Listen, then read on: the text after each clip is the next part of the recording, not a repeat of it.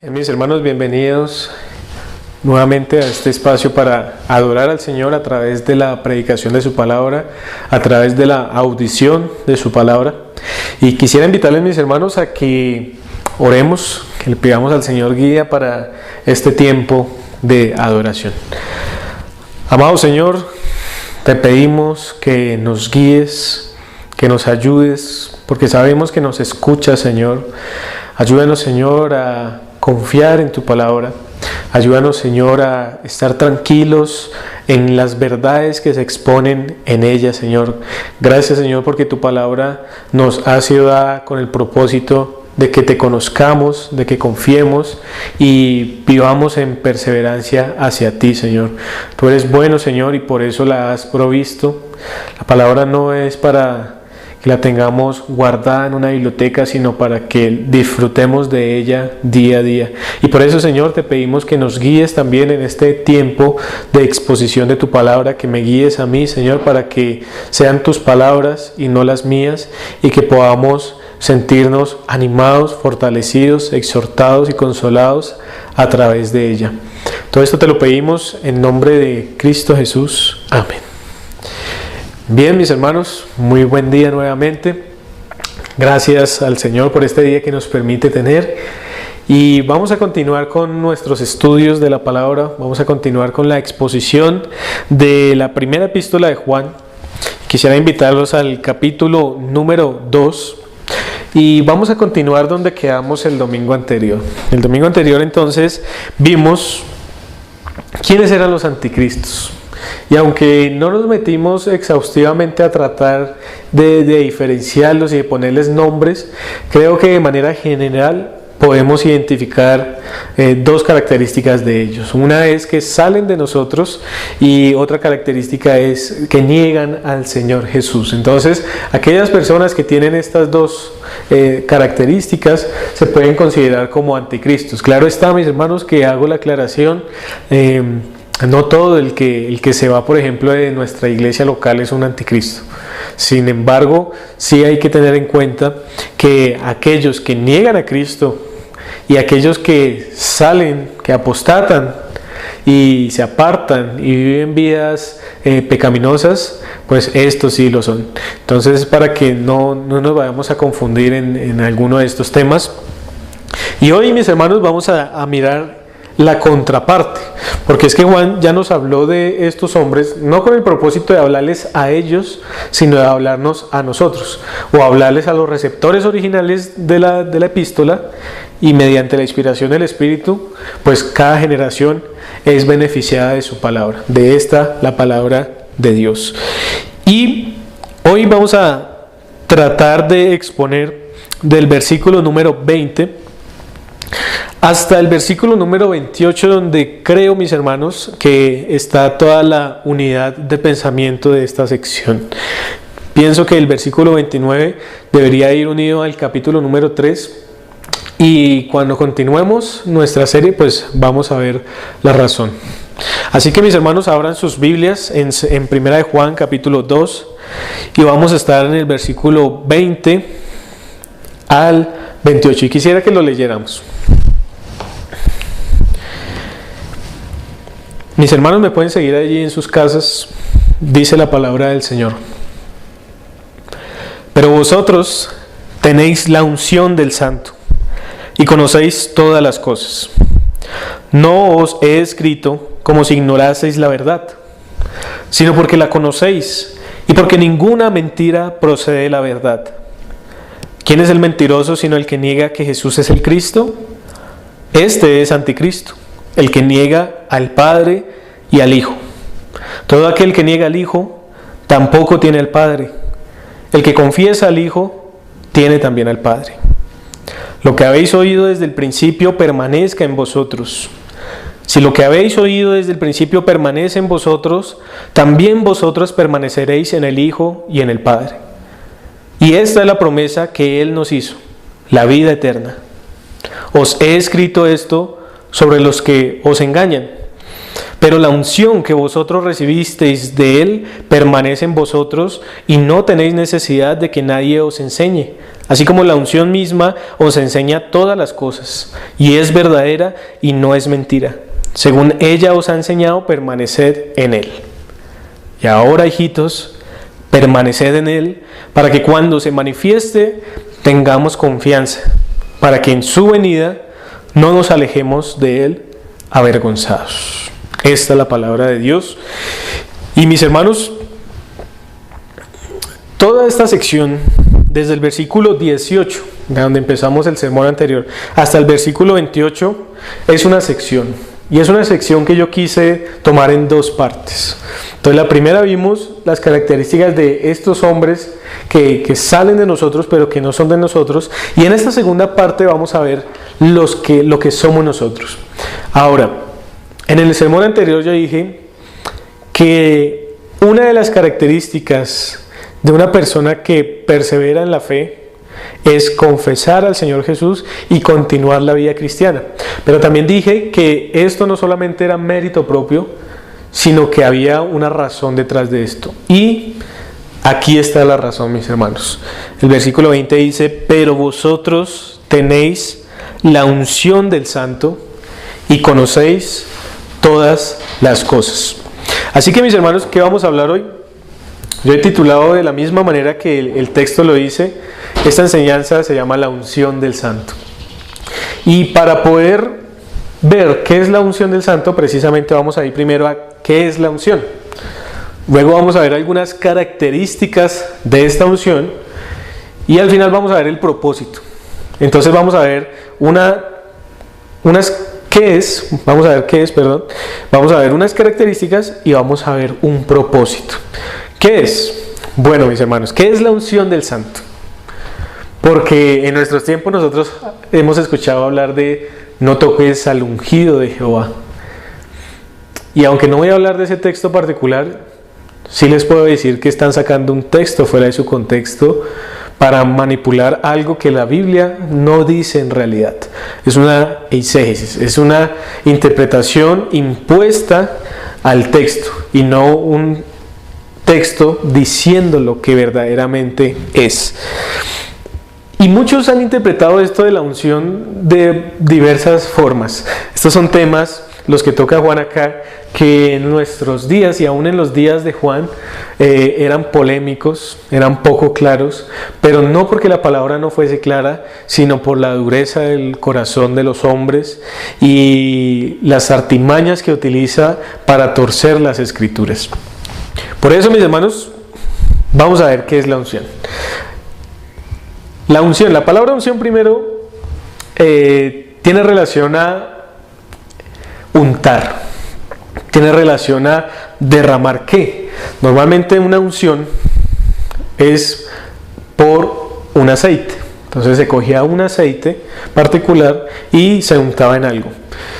En los orígenes de la unción podría hablar un poquito de que este era un aceite que se utilizaba para derramarse en la cabeza de las ovejas. ¿Por qué? Porque resulta que todo el ganado bovino, ¿qué pasa? Los piojos, los insectos, las moscas, hacían nidos en los orificios de las ovejas. Se metían primero en su lana y empezaban a poner huevos ahí. Y a veces hacían unas especies de madrigueras cuando se acercaban a las orejas, a la nariz, a todos los orificios de las ovejitas, y empezaban a poner sus huevos ahí. Las ovejas se infectaban. ¿Y qué pasaba? Que esto generaba tanto estrés en la oveja, esas ganas de arrancarse esa parte y no poderlo hacer, que terminaba afectando su reproducción y su alimentación, y muchas veces terminaban las ovejas muriendo. Entonces, ¿qué hicieron los pastores? Los pastores hicieron un aceite, un repelente, y lo regaron en los orificios, particularmente en la cabeza, para que este aceite estuviese allí en la piel del cordero, de la oveja, y prevenir que entraran insectos, prevenir que entraran piojos y demás. Entonces, ¿Por qué les traigo esto? Porque primero son los inicios de lo que se conoce como una unción, y segundo porque acá hay una característica que ya estamos rescatando, o un parámetro que podremos rescatar para definir qué es la unción, y es la protección. Es la protección. Esta unción se regaba en las ovejas con el propósito de protegerlas, de cuidarlas. Bien, cuando la Biblia habla de la unción, pues no solamente lo hace en el sentido de la protección. Hay otros sentidos en los que lo hace, por ejemplo, en el de un propósito, en el de ungir a alguien para una tarea particular. La unción en las Escrituras es señal de bendición, de protección, como lo vimos, de consagración y de comisión. Por ejemplo, en el Antiguo Testamento nosotros encontramos una unción con un aceite especial, con un aceite costoso que se derramaba en las cabezas de los sacerdotes, de los reyes de Israel y a veces de los profetas de Israel. Este acto de ungir la cabeza con aceite en un cuerno, particularmente ellos, era una señal de que ahora ellos iban a ser apartados, protegidos, pero que tenían un propósito particular y tenían que cumplir este propósito. Por supuesto, el de rey tenía que gobernar, el de profeta tenía que hablar la palabra de Dios fielmente tal como se le daba de parte del Señor, y el sacerdote tenía que interceder por Israel ante el Señor en todas las labores, ya sea del tabernáculo o del templo, cuando éste existía. Pero la unción no solamente se queda ahí, sino que la unción también tiene relación con el Señor Jesucristo. Por ejemplo, Isaías, vamos a ir allí, Isaías capítulo 61.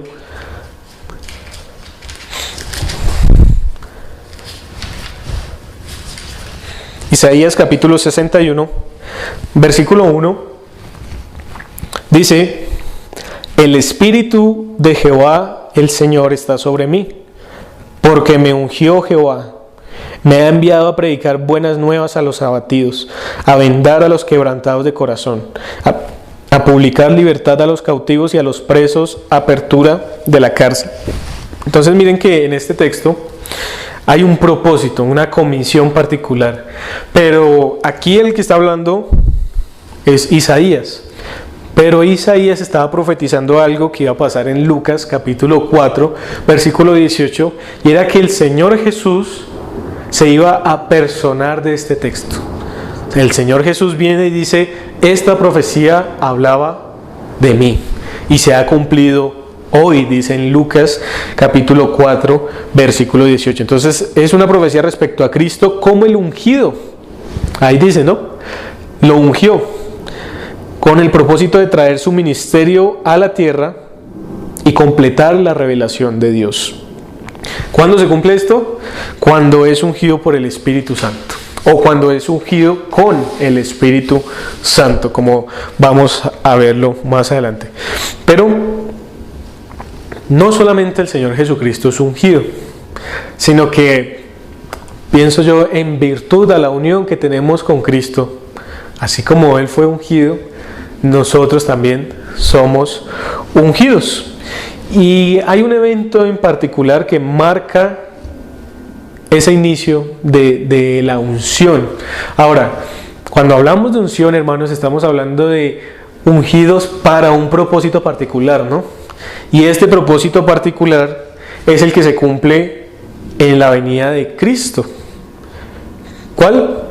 Que todas las naciones sean benditas. Hechos capítulo 2, versículo 17, vemos este evento como un atisbo de lo que iba a pasar y de cómo ahora iban a estar capacitados para predicar la verdad, no solamente a la nación de Israel, sino a todas las naciones de la tierra.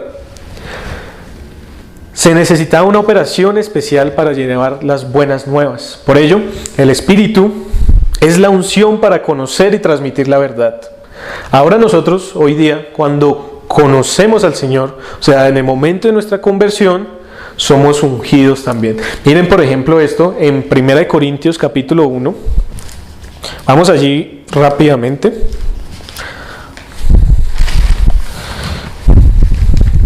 1 Corintios capítulo 1, versículo Perdón, creo que es 2 de Corintios.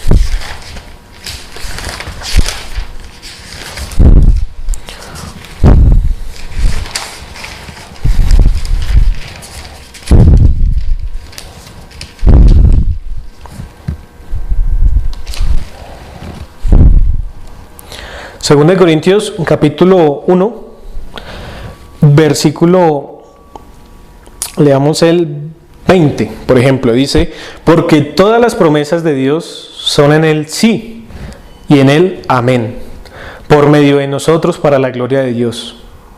Y el que nos confirma con vosotros en Cristo y el que nos ungió es Dios, el cual también nos ha sellado y nos ha dado las arras del Espíritu en nuestros corazones. Entonces, este texto da evidencia de que nosotros somos ungidos. Y si en el Antiguo Testamento eran ungidos los reyes y los sacerdotes, en el Nuevo Testamento Pedro dice que somos reyes y sacerdotes, por lo que debíamos ser ungidos, aunque en un sentido era físico y en el otro sentido es espiritual, el Evangelio, el reino de los cielos. Somos ungidos con un propósito, y nosotros somos ungidos, según estos textos, con el Espíritu Santo. Ahora, si vamos a 1 de Juan nuevamente, capítulo 2, versículo 20, dice: pero tenéis la unción del Santo y conocéis todas las cosas. Entonces, ¿a quién está hablando Juan? Está hablando a creyentes, recuerden. Está hablando a creyentes que estaban en un peligro de ser seducidos por las artimañas del error de esos tiempos. Y aún la palabra en su sentido completo nos está diciendo a nosotros que tengamos cuidado de los que engañan, pero también que sepamos y tengamos confianza de que tenemos la unción del Santo. Entonces, esto es a lo que se refiere la unción: una comisión, una protección, un cuidado.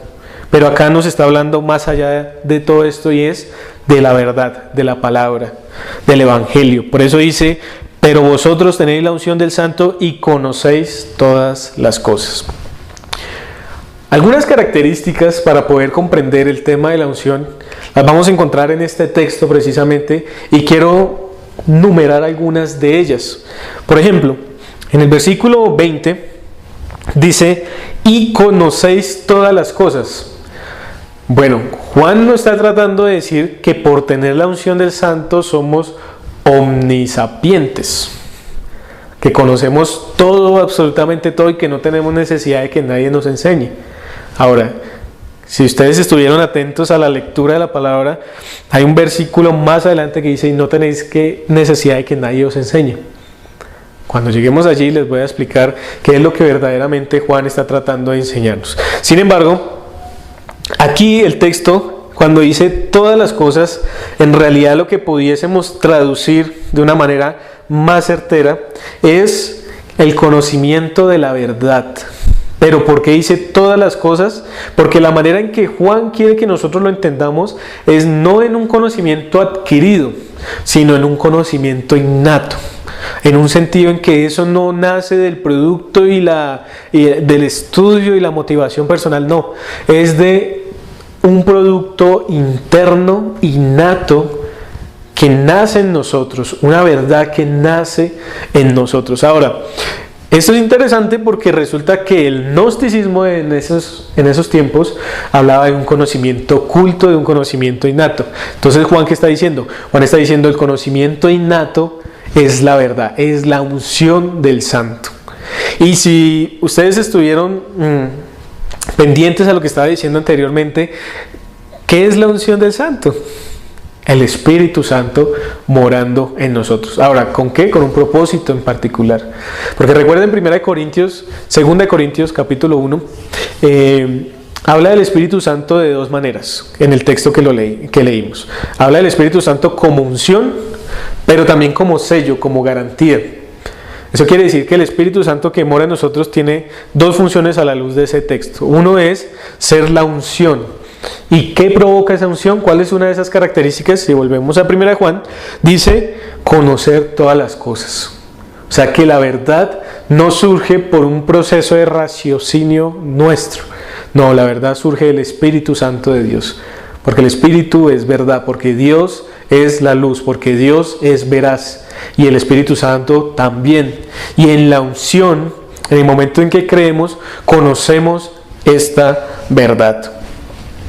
Otra característica de la unción es que la unción es una promesa cumplida, mis hermanos. La unción es una promesa cumplida. Versículo 27, vamos allí. Dice: pero la unción que vosotros recibisteis de Él permanece en vosotros, y no tenéis necesidad de que nadie os enseñe. Así como la unción misma os enseña todas las cosas y es verdadera y no es mentira, según ella os ha enseñado, permaneced en Él. Bien, es una promesa cumplida. La unción es una promesa cumplida. ¿Por qué? Porque estas palabras de que no tenéis necesidad de que nadie os enseñe no quiere decir que yo no necesito que un pastor me enseñe, que yo no necesito que un maestro me enseñe, que yo no necesito ir a una academia o a algún lugar para profundizar más en la teología porque ya me sé todo, como algunas personas muchas veces afirman. No es eso lo que quiere decir Juan. Lo que Juan está diciendo acá es que la unción es un cumplimiento de una promesa que ya se había hecho anteriormente. Y quiero que vayamos a esa promesa. Quiero que vayamos a Jeremías capítulo 31, versículo 34. Jeremías capítulo 31, verso 34. Y si no lo tiene todavía mi hermano, pues entonces escuche la palabra del Señor. Dice así: y no enseñará más ninguno a su prójimo, ni ninguno a su hermano, diciendo: conoce a Jehová, porque todos me conocerán, desde el más pequeño de ellos hasta el más grande, dice Jehová, porque perdonaré la maldad de ellos y no me acordaré más de su pecado.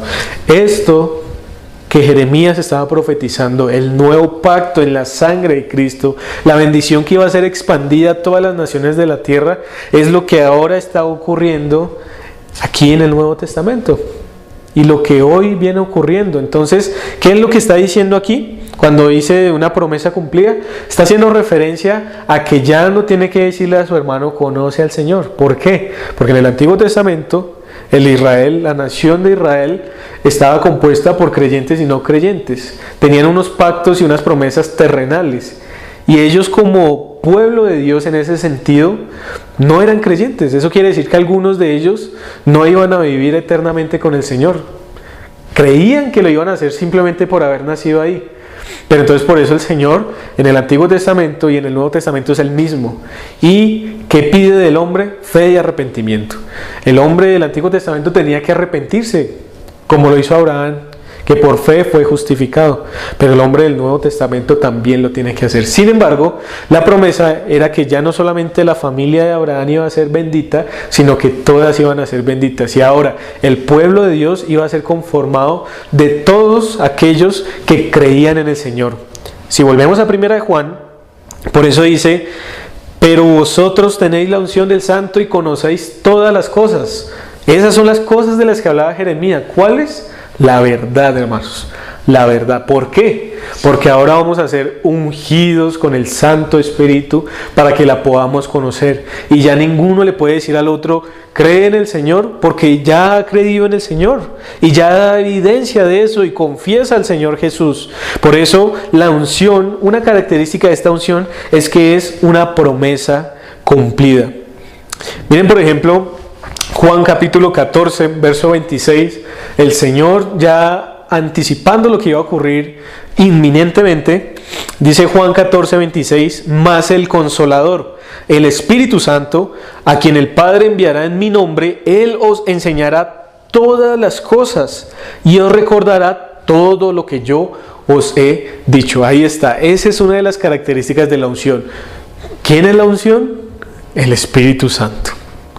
Otro texto, Juan capítulo 16, versículo 13 dice: pero cuando venga el Espíritu de verdad, Él os guiará a toda la verdad, porque no hablará por su propia cuenta, sino que hablará todo lo que oyere, y os hará saber las cosas que habrá de venir. Así que, dos características: conoce la verdad y es una promesa cumplida. Son dos características de la unción. Pero vamos a ver otra. Otra característica de la unción es que la verdad está arraigada en el creyente y no se puede perder. La verdad, o sea, la verdad del Evangelio, la palabra del Señor, está arraigada en el creyente, o sea, está enraizada y no se puede perder. Y eso es lo que nos está diciendo Juan en el versículo 21, miremoslo. Primera de Juan 2:21. Dice: no os he escrito como si ignoraseis la verdad, sino porque la conocéis y porque ninguna mentira procede de la verdad. ¿Qué está diciendo Juan? Juan está diciendo: todo esto que les estoy escribiendo, lo que les he venido escribiendo, que Dios es luz, que los anticristos están en la tierra y que debemos estar vigilantes y expectantes y que tenemos la unción del Santo, no se los estoy diciendo porque crea que necesiten ustedes arrepentirse y creer en el Señor, sino porque ustedes deben estar confirmados en esta verdad que ya han creído y que no pueden perder. ¿Por qué? Porque han sido ungidos por el Espíritu, porque el Espíritu les ha enseñado la verdad, les ha enseñado todas las cosas. Hay una verdad innata en ustedes y no pertenece a ustedes, sino ha sido conferida por el Santo Espíritu de Dios. El Santo Espíritu ha sido ungido en ustedes, ha sido derramado para que ustedes puedan conocer esta verdad, para que ustedes puedan vivir en un propósito de verdad, de luz, de andar en el Señor. Y eso es lo que entonces el versículo 21 está diciendo cuando dice: no os he escrito como si ignoraseis. No les estoy escribiendo como si fueran incrédulos, podríamos traducirlo. No les estoy escribiendo como si no supieran de qué les estoy hablando. Ustedes saben de lo que les estoy hablando del Señor, del Hijo de Dios, en el que ustedes han creído, en el que ustedes están perseverando. Pero ustedes están perseverando porque tienen la unción del Santo y tenemos la unción del Santo. Es lo que Juan entonces nos está enseñando aquí. Por eso, todos los lectores están totalmente familiarizados con la verdad en Jesucristo. De modo tal que Juan no necesita comunicarles el Evangelio en un sentido, y esto es importante, en el sentido de anunciar las buenas nuevas para salvación a ellos. Porque el Evangelio sí siempre debe ser predicado, aún al creyente. El creyente, nosotros, debemos recordar esas verdades preciosas día a día. Y una de las utilidades de la cena del Señor es esa: recordar qué es el Evangelio. ¿Y qué es el Evangelio? Que el Señor Jesucristo vino por nosotros, vino y ¿qué hizo? Murió. Entonces, pero en el sentido de anunciar las buenas nuevas para salvación, no hay necesidad de lo que está diciendo Juan en este contexto particular. Entonces está diciendo: no, ustedes tienen la unción del Santo. No les estoy hablando a incrédulos, estoy hablando a creyentes que tienen la unción del Santo. Y por eso no deben frustrarse ni desesperarse de qué vamos a hacer con tanta maldad en el mundo, con los anticristos, con la mentira. No, tenemos la unción del Señor, tenemos la unción del Santo y conocemos la verdad porque nos ha sido conferida, porque conocemos todas las cosas a través del Santo Espíritu. Otra característica de la unción es que el creyente ungido con el Espíritu Santo puede discernir la verdad del error. O sea que no solamente ahora conoce la verdad, sino que ahora puede discernir qué es lo verdadero y qué es lo falso. El verdadero creyente puede hacer esto.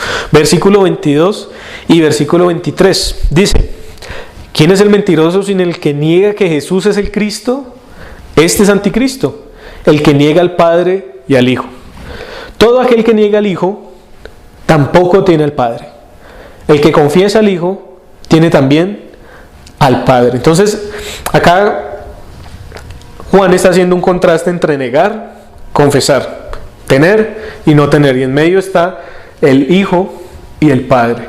Entonces, ¿qué está diciendo ahora? Nosotros podemos saber, podemos discernir quién es y quién no es. ¿En qué sentido? En el sentido de, en esta parte, de la confesión. El que no confiesa al Señor no es del Señor. El que no confiesa, y cuando hablamos de confesar en este texto, estamos hablando en el sentido de lo que toda la epístola está hablando, y es en el sentido de la evidencia de una vida de perseverancia, tanto en la fe como en la piedad. Entonces, tanto en la fe como en la piedad, es en ese sentido. Y si no hay esa evidencia, no es del Hijo, y si no es del Hijo, no es del Padre.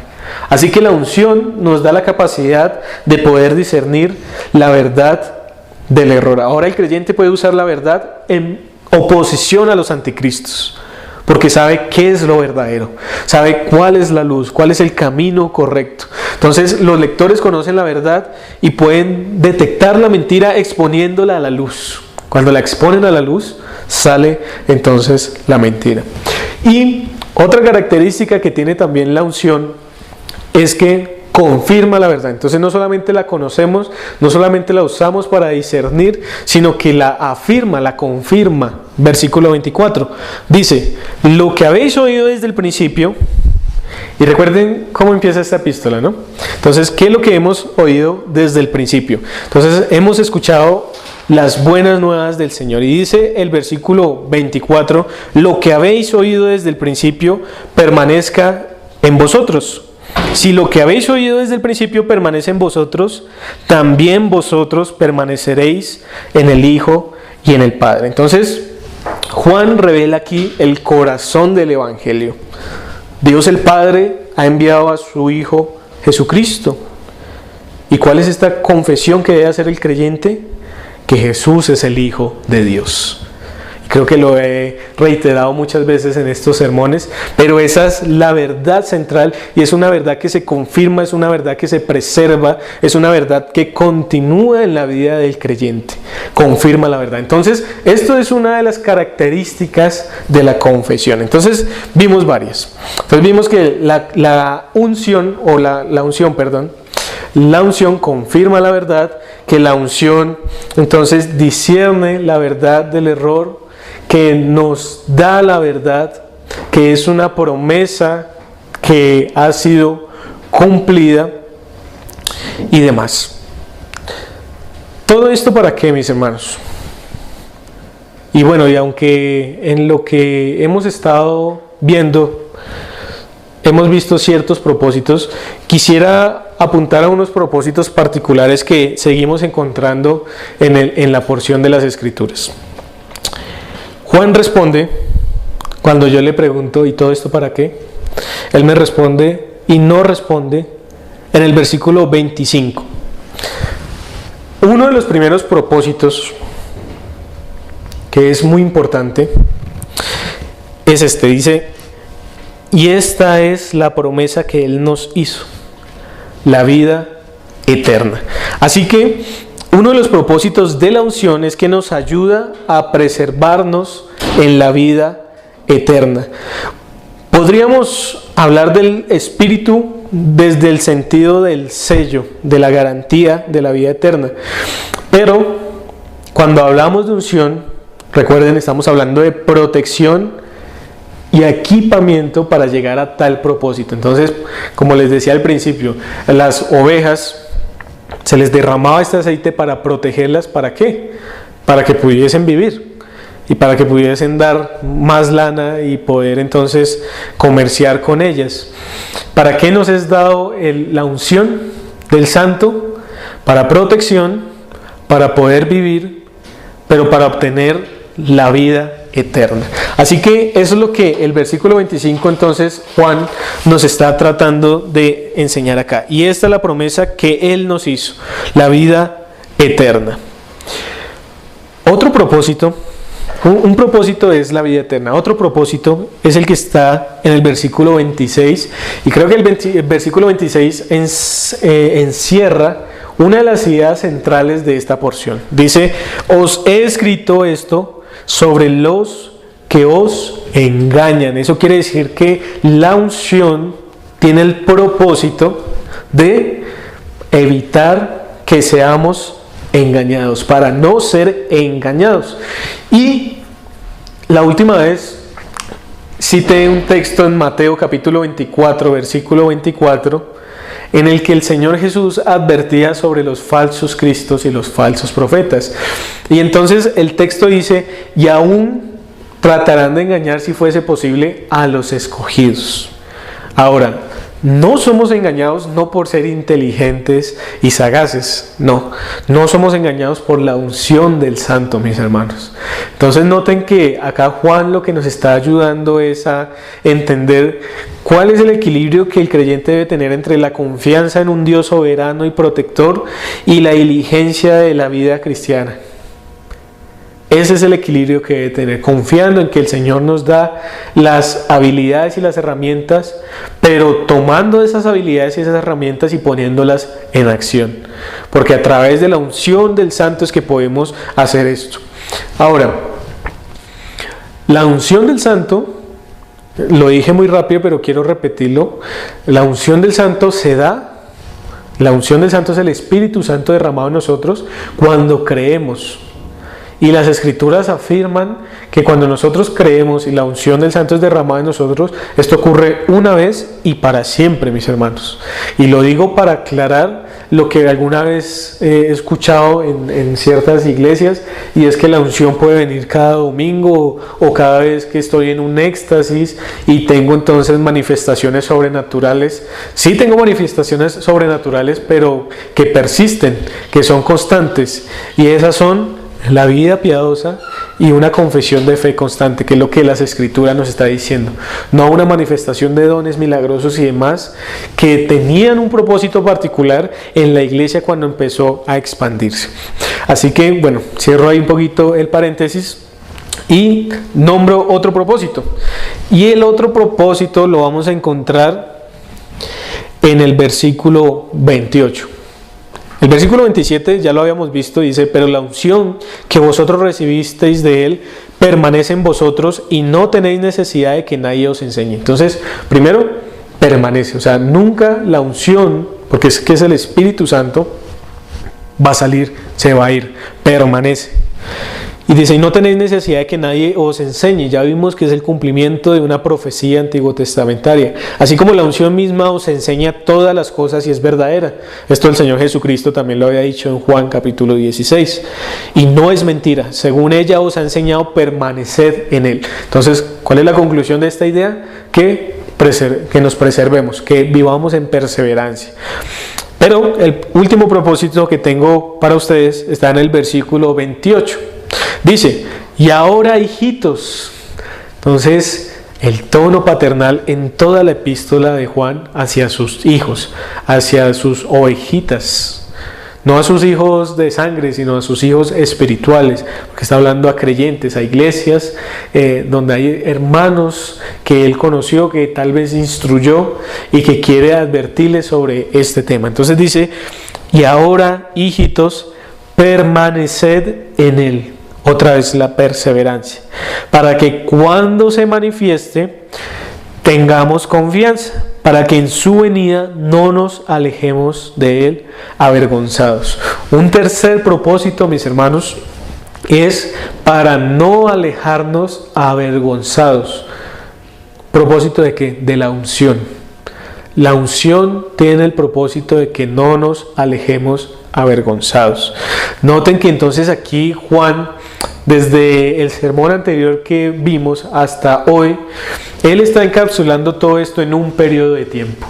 Y este periodo de tiempo es lo que se conoce como el escatón, o el último tiempo, que viene desde la venida del Señor Jesucristo hasta su segunda venida.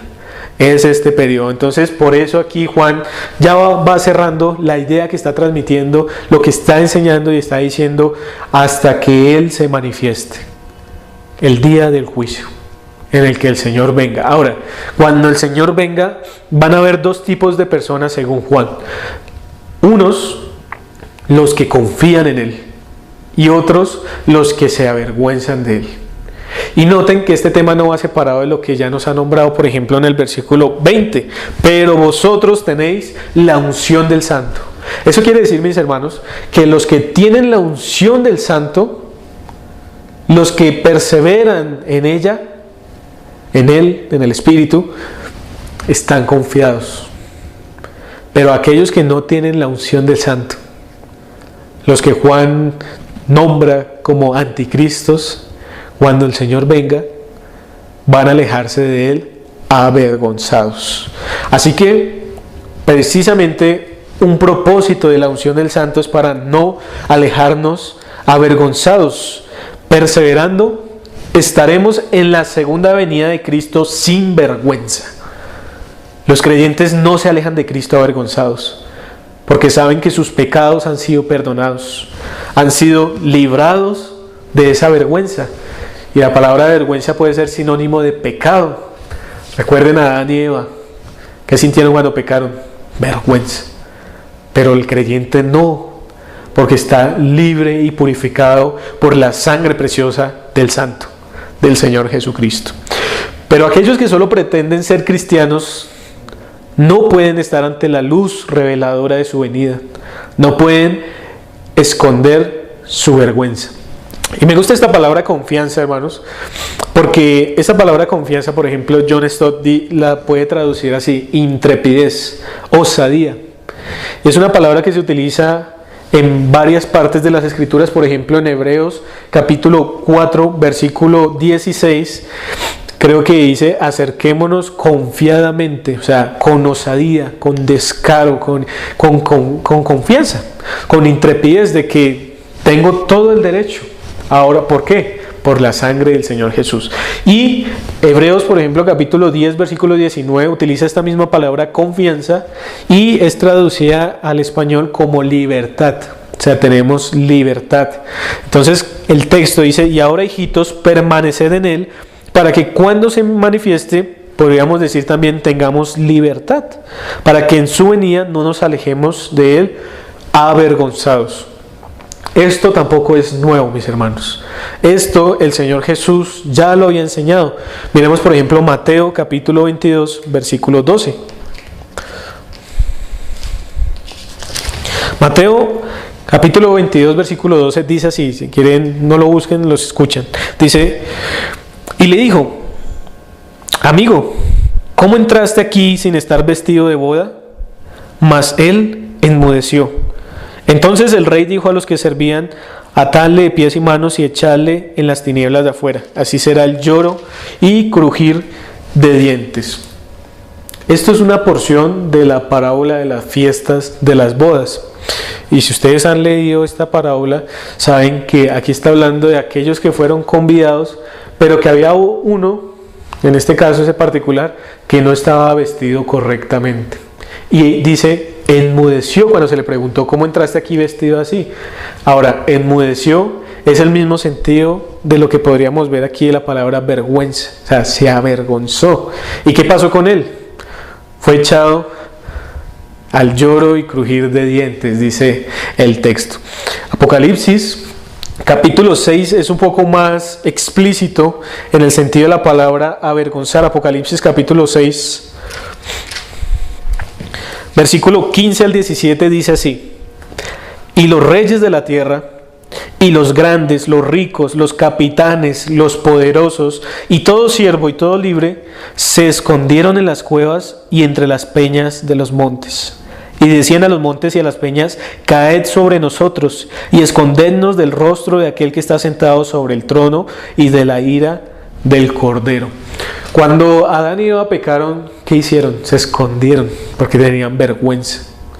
Y esa vergüenza se podría traducir también en lo que acabamos de leer. Cuando el mundo esté delante del Señor, aquellos que profesaban ser de Cristo pero que están engañados, que en realidad no lo son, van a estar avergonzados delante de Él, porque la luz del escrutinio de los ojos de Cristo en el día de juicio va a manifestar lo que verdaderamente son, y lo que va a provocar en ellos es vergüenza, pero va a ser demasiado tarde, porque como dice la parábola, van a ser enviados, expulsados al lloro y crujir de dientes.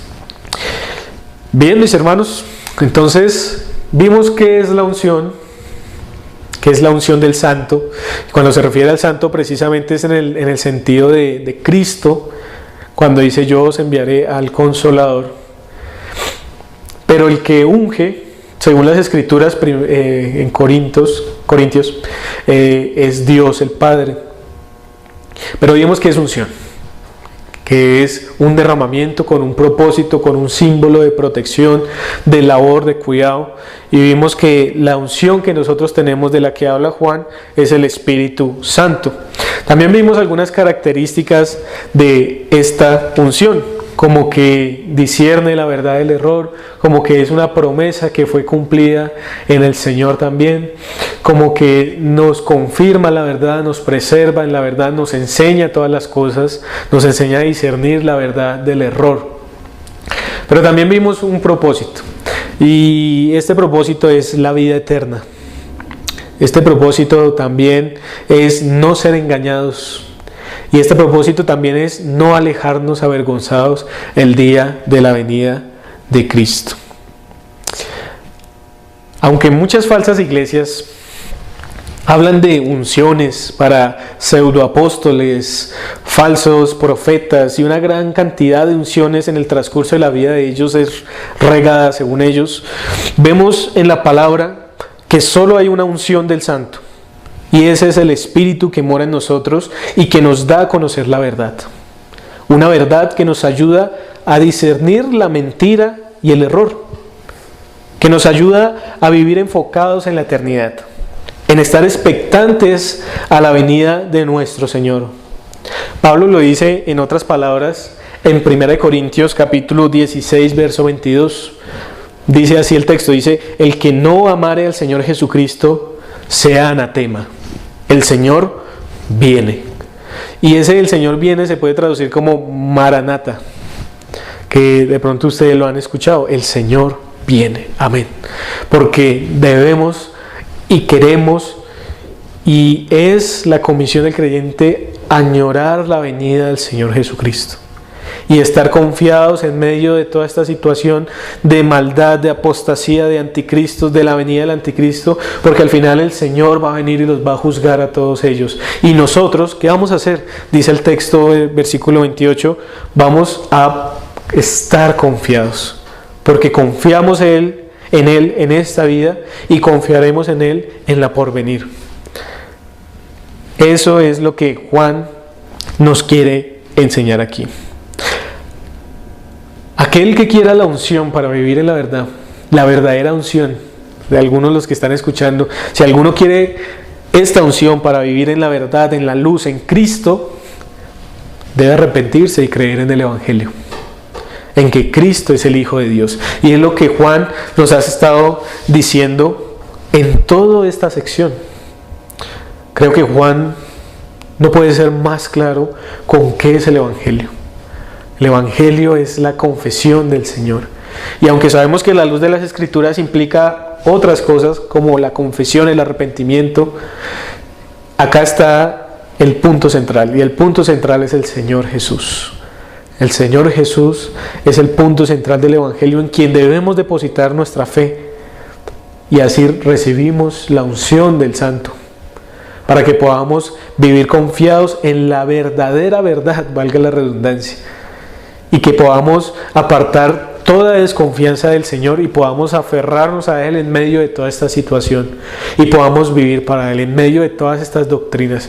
Hermanos, el día de hoy hay tantas falsas doctrinas, falsos maestros que son sagaces, que son inteligentes en el mundo y que son peligrosos para la iglesia, que necesitamos algo a que aferrarnos, un consuelo para que podamos seguir perseverando en esta vida. Y precisamente Juan nos dice: pero vosotros tenéis la unción del Santo y conocéis todas las cosas. Mis hermanos, mucho ánimo en esta carrera que nos queda por seguir, esta batalla que nos falta por luchar y que estamos en ella, porque somos ungidos y somos ungidos con este propósito. Y damos gracias al Señor porque esto es lo que nos enseña que perseveramos, porque Él nos preserva. Seguimos confesando al Señor porque Él nos ayuda mostrándonos la verdad a través del Consolador. Mis hermanos, ánimo, porque si verdaderamente son creyentes, tienen al Santo, tienen la unción del Santo. Pero si no lo son, no tienen nada que aferrarse y deben confiar en el Señor antes que sea demasiado tarde. Amado Padre Celestial, damos gracias por estas bendiciones espirituales que nos has otorgado, Señor. Damos gracias por tu gracia, por tu misericordia para con nosotros, Señor, porque tú eres bueno No debes nada a nadie, pero en tu infinita bondad y amor has derramado tu Santo Espíritu en nosotros. Y por este Espíritu te conocemos, Señor. Por este Espíritu discernimos la verdad del error. Por este Espíritu conocemos todo lo que nos quieres enseñar cada día, Señor.